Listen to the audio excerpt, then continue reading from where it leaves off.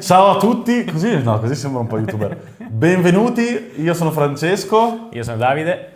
e facciamo parte del team di Red Kingdom Games. Sigla!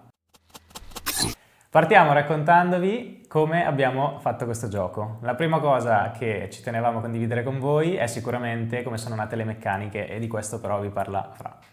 Esatto, allora io insieme a Giulio, che non è qui al momento, ci siamo occupati di quello che è la creazione, l'ideazione del gioco. Il gioco parte con un'idea ben precisa, che era quella di fare un gioco strategico che potesse essere una sfida per i giocatori, sia da giocare sia da mettersi in relazione con gli altri. E una sfida col gioco perché appunto non è un gioco soltanto PvP, non è un gioco soltanto PvE, ma è un gioco PvPe. Per chi è meno avvezzo vuol dire che si affrontano sia nemici controllati dal gioco, sia nemici reali. Il gioco nasce con appunto quest'idea di fare un gioco strategico veloce, in formato compact, nel senso che sia a livello di costo che di misure, essere un gioco di una fascia light, ma dando un gameplay di una fascia ben diversa.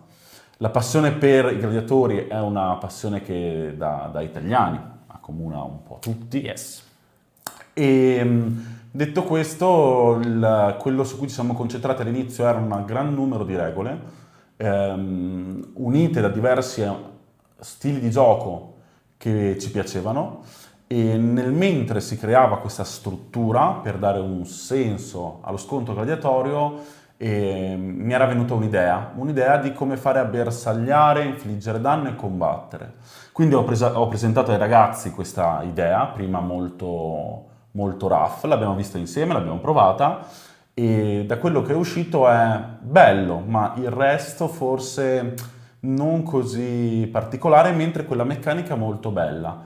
Concentriamoci su quella. Ci siamo confrontati, abbiamo tagliato le parti in più per concentrarci nella meccanica che ci sembrava più originale. E una volta presa quella via, ci siamo impegnati molto a playtestare internamente, per poi passare a playtester nel nostro giro, per arrivare poi a quelli esterni.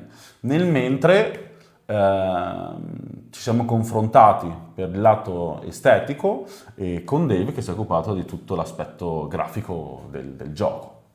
Esatto, infatti di quello me ne sono occupato dall'inizio, diciamo da quando l'idea delle meccaniche era ancora grezza fino a quando poi invece i ragazzi hanno completato tutte le fasi di playtest. Siamo ancora diciamo in fase di playtest, ma abbiamo già avuto più di 200 persone che ci hanno aiutato a effettivamente capire se il gioco era bello, funzionava, cosa funzionava meglio di cosa funzionava meno bene invece. E in tutto questo percorso piano piano io mi sono mosso cercando di capire come tradurre lo stile, diciamo, cioè la storia del mondo gladiatorio, che ovviamente per noi italiani è sicuramente importante ed è anche abbastanza conosciuta, quindi ci tenevo a tenere comunque una parte di veridicità all'interno di quello che stavamo facendo, sia nei costumi che i combattenti, i gladiatori hanno e indossano all'interno dei giochi, quindi i personaggi comunque li ho ripresi abbastanza, cioè fortemente dalla storia e da come effettivamente erano caratterizzati, sia esteticamente ma anche sul come poi effettivamente combattevano all'interno delle arene. Infatti le tre figure principali che ogni giocatore ha a disposizione nel proprio gruppo gladiatorio dall'inizio della partita sono quello che è diventato diciamo una nuova rivisitazione che ho fatto del Reziario, che è quello che combatte con le reti.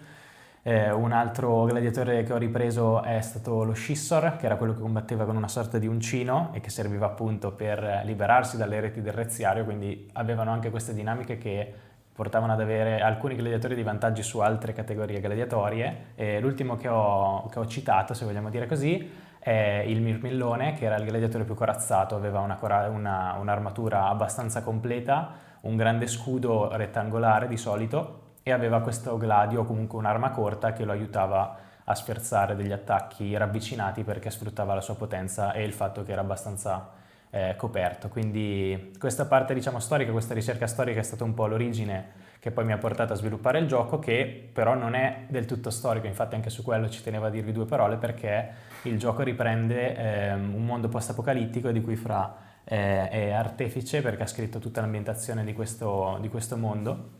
E dato che volevamo utilizzare questa ambientazione per il gioco, perché effettivamente all'interno di questa grande metropoli ci sono dei combattimenti gladiatori che hanno delle specifiche, un obiettivo specifico, che è quello di gestire meglio le risorse di vario tipo, a partire da quelle... Esatto, sì, la base che è una soft ambientazione, perché comunque il gioco non richiede di conoscerne nessuna parte, però è molto incentrato a livello artistico, perché ci siamo focalizzati, è stato molto bravo Dave a unire quello che erano i gladiatori storici con questo stile post-apocalittico molto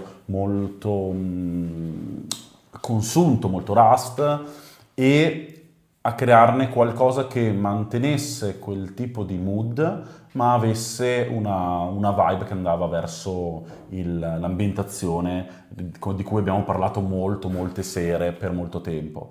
E sì, a livello generale, in verità voi sarete appunto degli addestratori di gladiatori di un distretto e di questa metropoli. La metropoli è divisa in 4 distretti e ognuno di voi combatte contro gli altri addestratori tramite i propri gladiatori per ottenere la maggior quantità di fama, che poi serve a diventare il rappresentante della metropoli negli scontri con i paesi esterni, che sono altri paesi, che poi speriamo che il gioco vada bene, si possa esplorare di più di quello che è l'ambiente, il gioco e così via, però sì, il fine della fama è quello, diventare il rappresentante della propria città. Esatto, sì, ci tenevo ad accennare questa cosa, anche se nel gioco non è dichiarata, anche nel regolamento non si parlerà di questo lato che abbiamo comunque tenuto presente, perché era più una curiosità per chi effettivamente voleva un po' scavare dietro a come il gioco è stato realizzato. Quindi sì, riassumendo diciamo tutto il discorso del lato creativo che ho portato avanti, unire la storicità a questo mondo apocalittico, aggiungendo quindi questi elementi un po' Rust, come diceva Fra, e quindi anche dei tocchi un po' più matti, un po' più strani all'interno della grafica e delle illustrazioni, mi ha poi permesso anche di giocare sullo stile, che è un'altra cosa che sono contento che tanti hanno apprezzato, e ho cercato da subito di non muovermi in uno stile realistico che è molto gettonato nel settore dei giochi da tavolo. Ho cercato invece di unire la mia passione per il disegno ad uno stile che comunque unisse anche un po' il mio passato e l'utilizzo di texture un po' strane, e quindi quello che vedete adesso è nato proprio da questo, dallo sperimentare. È piaciuto anche ai ragazzi e quindi abbiamo deciso di tenerlo, nonostante sia abbastanza strano, perché ha delle parti appunto molto colorate, delle parti che sono rimaste quasi solo disegnate, ma l'intenzione era proprio quella di cercare un'unicità che sono convinto che alla fine siamo riusciti a trovare. A me piace molto, ma sono di parte, Ovviamente. Cioè, nel senso... Va bene, dai, allora più o meno è questo, e adesso saremo in procinto, o siamo in campagna. Esatto, il 19 parte la campagna ufficialmente, martedì. E niente, speriamo che vi possa aver preso l'idea del gameplay, il grande lavoro grafico fatto da Dave. Speriamo di fare un gioco che vi possa piacere, che possa essere bello da giocare, da avere. E niente, grazie mille per l'attenzione allora. Grazie a tutti, ciao!